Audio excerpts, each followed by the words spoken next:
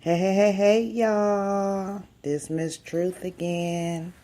Back in full effect. I know I've been MIA for a little bit, but I had to think some things over and reflect and all that other good jazz. I keep getting the question of healthy eating. How can I do better? What should I do?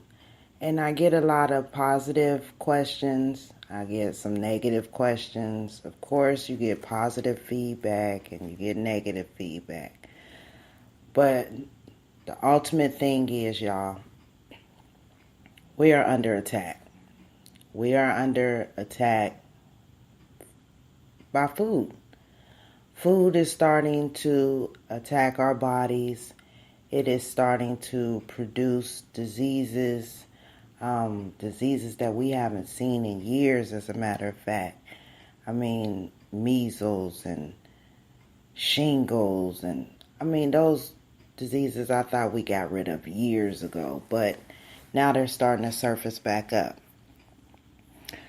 It's a lot going on with our food process now, as far as where they're growing it, how they're growing it, how they're manufacturing it, how they're packaging it, and even as far as how they're shipping it to us from different areas of the world.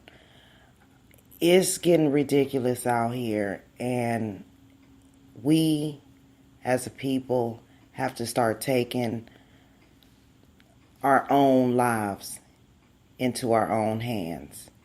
And I don't mean stop going to the doctor, but I am saying stop doing everything that doctor is telling you to do, because the doctor's sole purpose is to push what? Drugs, prescriptions. All those things have side effects, and a lot of them, I'm going to say probably 95% of them really, if not 100, they're not there to fix the problem. They're masking the problem. It's like putting a Band-Aid on a sore until that sore heals up. The only difference is that with a sore, our skin does heal up on its own. With our viruses and infections and diseases, our body is not healing on its own because we're not giving it the proper ammunition to heal itself on its own. The body is a very complex organism. We are very complex organisms, from our mind to our body, the organs, the insides, the inner workings. You heard that old saying, what you are is what you eat. Well, that is so true. That is so true. So we have to get back to the nature of things. We have to get back to our ancestral techniques that they were doing. One is, grow a garden, start a garden.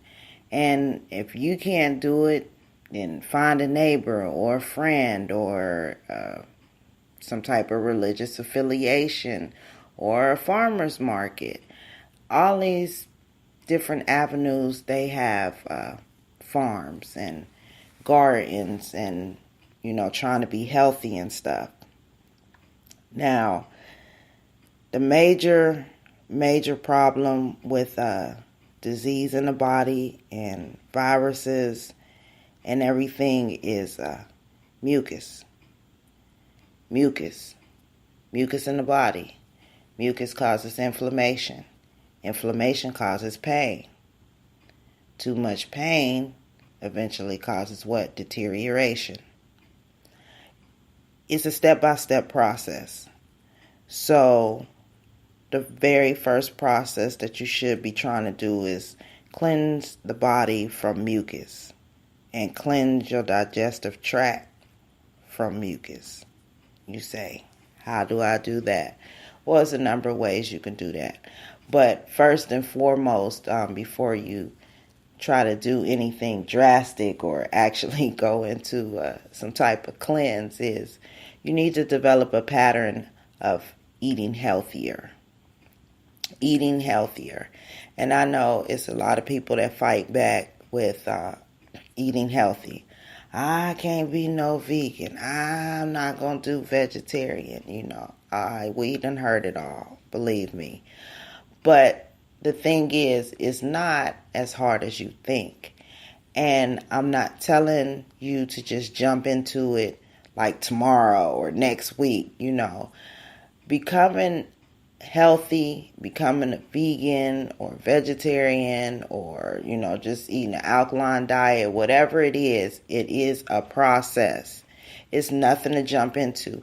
If you just jump into it thinking, you got the strong willpower, you got the mind, you can do this, you can for probably about maybe a month, if that, and then you're going to fall short because you have to gradually change your way of thinking. You have to gradually change your body into being used to certain things and getting adapted to certain things. And if you run into an obstacle of difficulty, that doesn't mean to stop.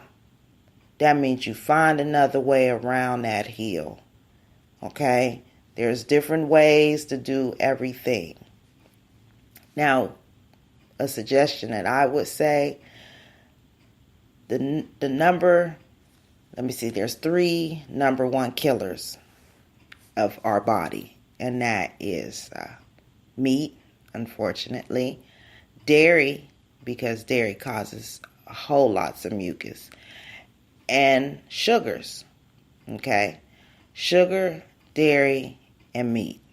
Those are the things that can wreak havoc on our body. You say, meat, I love meat. What's wrong with meat? Well, there's a lot of things wrong with meat because for one, you're eating another living thing. Our bodies was not made to digest other living things such as animals, which produce meat.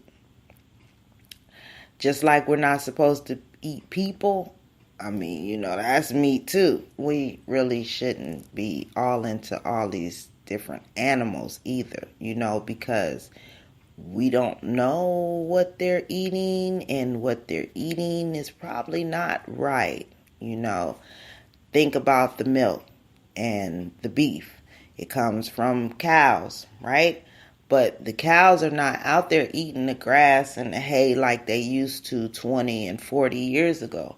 Now the cows are being fed with man-made grains, fed by machines. They're an assembly line, and in the foods that they're giving them have different chemicals in them to make them get bigger, get plumper, produce more milk.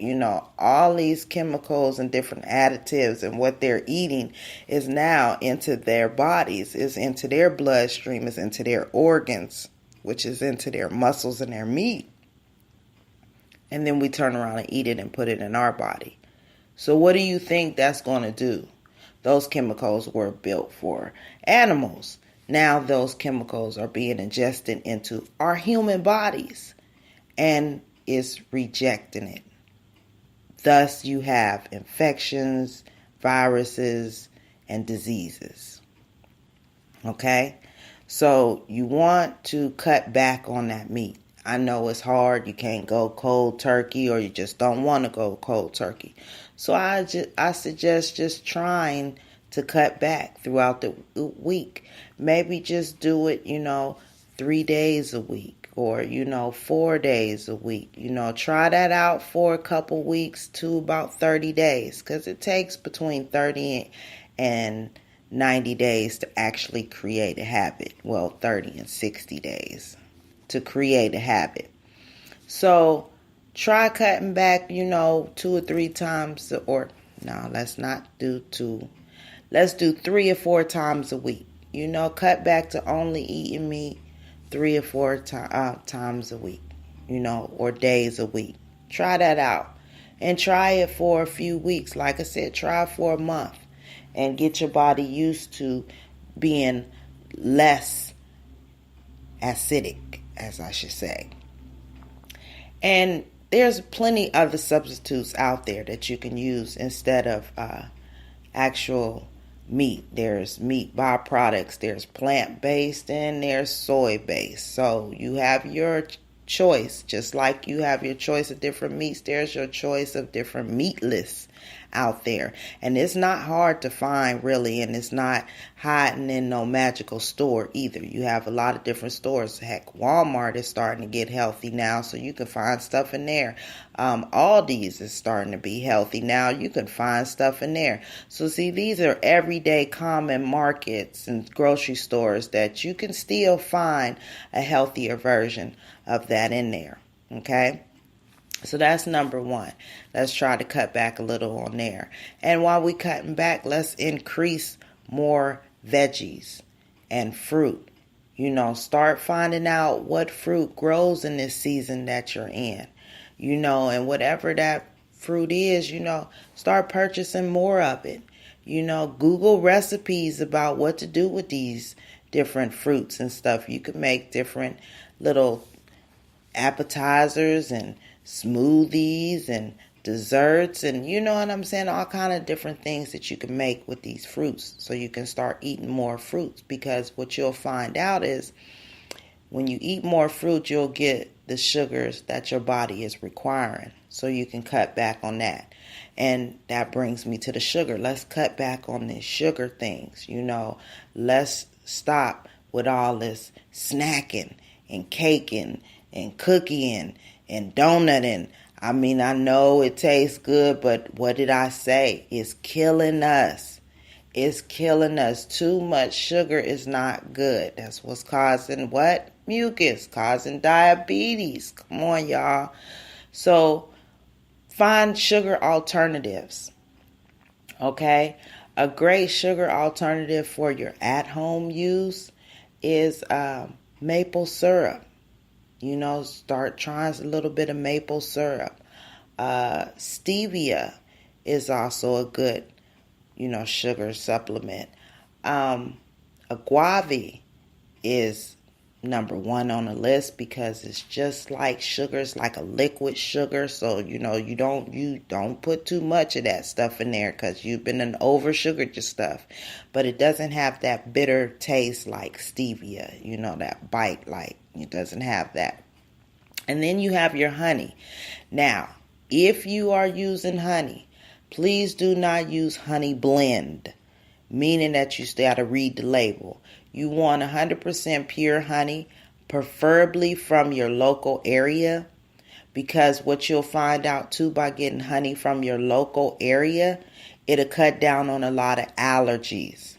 If you're a person like me that have a lot of outdoor allergies to like trees, grass, flower, pollen, stuff like that, you want to get some honey that's from the local area, along with some bee pollen from that local area. And you take you a tablespoon of that bee pollen and that honey mixed together, for, once a day, or you could do it up to 3 times a day.